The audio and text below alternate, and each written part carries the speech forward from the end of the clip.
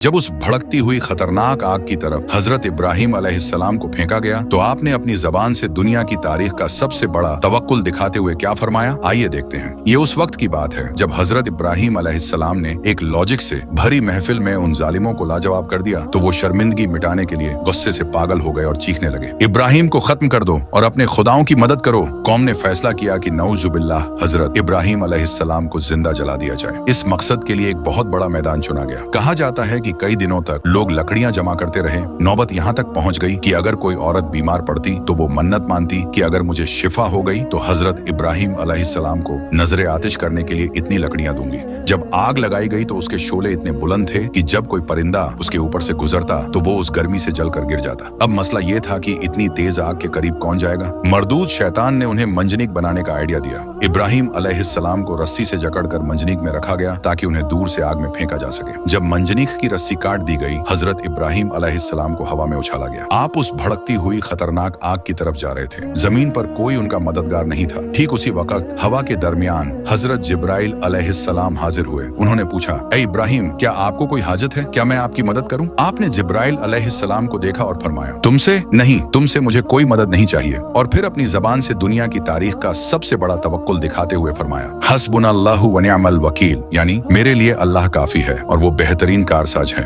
अभी इब्राहिम अलैहिस्सलाम आग की लपटों तक पहुंचे भी नहीं थे कि अल्लाह की रहमत जोश में आ गई। अल्लाह ने बराह रास्ता डायरेक्ट आग को हुक्म दिया। अल्लाह ने फरमाया, कुलना या नारु कूनी बर्दन व सलामन अला इब्राहिम, यानी ए आग, इब्राहिम पर ठंडी और सलामती वाली बन जा। जैसे ही इब्राहिम अलैहिस्सलाम आग में गिरे, दुनिया ने एक हैरान कुन मंजर देखा। आग ने इब्राहिम अलैहिस्सलाम के जिस्म को छुआ तक नहीं, आग ने उनके कपड़ों को भी नहीं जलाया, सिर्फ वो रस्सियां जल गईं जिनसे उन्हें बांधा गया था।